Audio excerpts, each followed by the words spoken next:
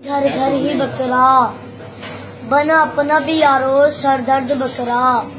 ये कुर्बानी भी फैशन बन गई है यारो, चलो लाई हम भी ट्राई कर दी बकरा। जदों कुर्बानी लई बकरे नुटाया सी, खल नहीं लथी अजे टोला नवाया सी। 5-7 साल मेरे नाल कर वालियां, 3-4 मेरियां जाफी सन सालियां।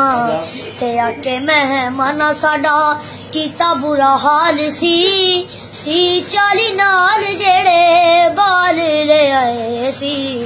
ते फजरे ही दुध जेड़ा मैं मंगवाया सी, चुक के ते उन्हां सारा फीटरां च पाया सी। ते कहने लगे भाईजान गल सुनो आके, दुध साडे बालां नूं दे मंगवा के। ते 4 डाले बोतलां दे हट्टी तो मंगाए सी, हजे भी परौणियां नूं पूरे नहीं आए सी। ते बकरे दा पूरा असी बकरा पका लिया, रोटी खाने नहीं मेहमानां नूं बैठा लिया।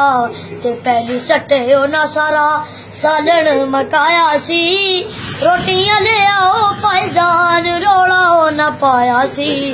ते उन्हां मेरी सदके आखे आ जनानी नूं, ए भी कोई बकरा है रोव कुर्बानी नूं।